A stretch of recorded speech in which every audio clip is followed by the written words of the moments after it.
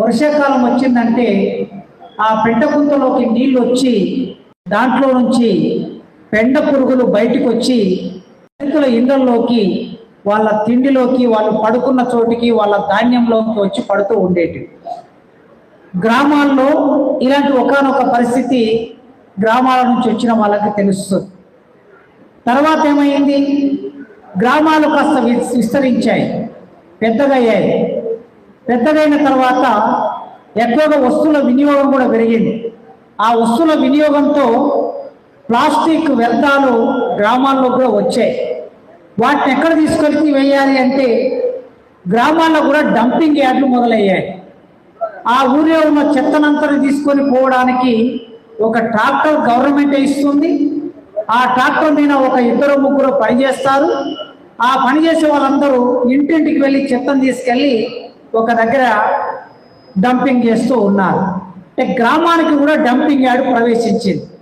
ఇక తర్వాత గ్రామంలో ఉపాధి లేక, జీవించే పరిస్థితి లేక, వ్యవసాయం సంక్షోభంలో పడి, కూలి దొరకక, ఉత్పత్తి లేక, ఆకలికి అలమటించలేక గ్రామాల్లో ఉన్న పేదవాళ్ళందరూ పొట్టజేత పట్టుకొని హైదరాబాద్కు రావడం అనేది మొదలైంది. ఈ హైదరాబాద్కు వచ్చి 5 నెలల్లో, 6 నెలల్లో, 8 నెలల్లో పనిచేసి తిరిగి మళ్ళీ ఊరికి వెళ్ళిపోయి పనులు చేసుకునే వాళ్ళ వ్యవసాయ పనులు. కానీ మెల్లగా అది ఏమైందంటే హైదరాబాద్లోనే ఉండవలసిన పరిస్థితి ఏర్పడితే మరి పేదవాళ్ళు జూబ్లీ హిల్స్లో ఉండలేరు, బంజారా హిల్స్లో ఉండలేరు, ఎస్ఆర్ నగర్లో ఉండలేరు. వాళ్ళకి అక్కడ అవకాశం ఉండదు, అక్కడ ప్లేస్ దొరకదు.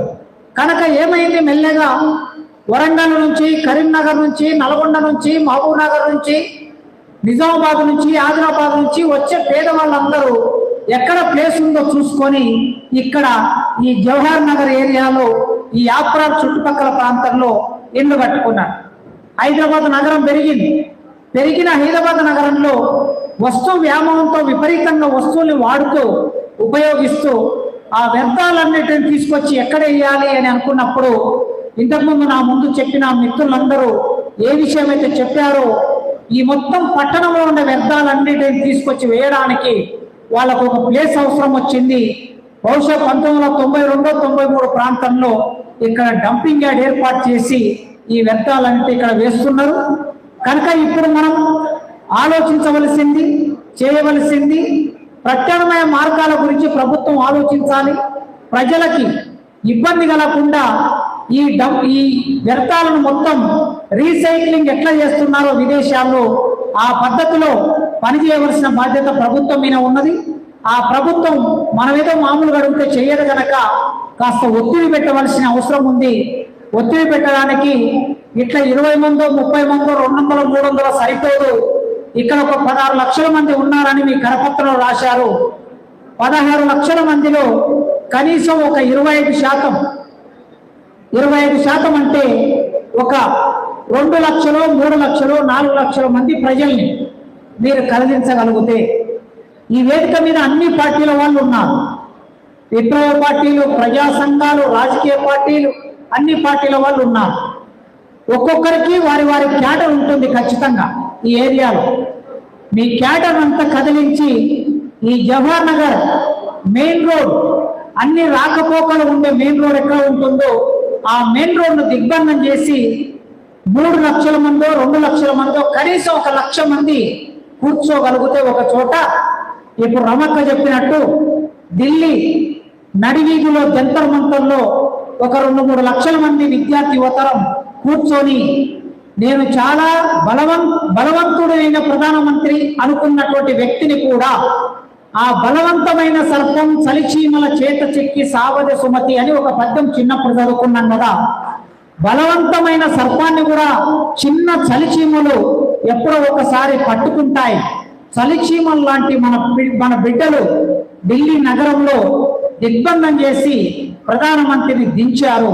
కనుక డంపింగ్ యార్డ్ పోవాలంటే వేదిక మీద 100 మంది కూర్చోవడం కాదు, వేదిక మీద ఒక్కరే కూర్చోవాలి. మీరు చూశారు కదా ఆ పిల్లలు ఎట్లా పోరాటం చేస్తున్నారు. వేదిక మీద 100 మంది ఉంటే, వేదిక ముందు 100 మంది ఉంటే అది సభ కాదు. వేదిక మంది ఒక్కరు ఉండాలి, వేదిక మీద ఒక్కరు ఉండాలి, వేదిక ముందు 1,00,000 ఉండాలి. అది నిజమైన సభ. ఆ అలాంటి సభ కోసం మీరు ఆలోచన చేయండి. సమస్య పరిష్కరించాలనే నిజాయితీ చిత్తశుద్ధి ఉన్నప్పుడు అది సాధ్యమవుతుంది. కనుక ఇన్ని పార్టీలు ఉన్నప్పుడు పార్టీకి 100 మంది వచ్చినా ఈ హాలు సరిపోదు. కానీ ఇన్ని పార్టీలు ఉన్నప్పుడు ఇన్ని కుర్చీలు ఖాళీ ఉండే పరిస్థితి ఉంటే మరి ప్రభుత్వం ఎట్లా భయపడదో ఆలోచించండి. ప్రభుత్వం భయపడాలంటే మాత్రం ఆ పిల్లలు చూసి మనం నేర్చుకోవాలి. మీరు చేసే ఈ పోరాటం న్యాయమైన పోరాటం, జీవితం అంతా ధ్వంసమైపోయే, జీవితాలన్నీ ఛిద్రమైపోయే పరిస్థితుల్లో మనం ఉన్నాం. అలాంటి స్థితి నుంచి బయటపడడానికి మీరు చేసే పోరాటంతో ఖచ్చితంగా వ్యక్తిగా నేను మీతో ఉంటాను. విప్లవ రచయితల సంఘంగా మా రచయితల సంఘం మీతో ఉంటుంది. నన్ను ఇక్కడ ఆహ్వానించిన మిత్రులందరికీ పేరు పేరున ఉద్యమాభివందనాలతో థ్యాంక్ యూ.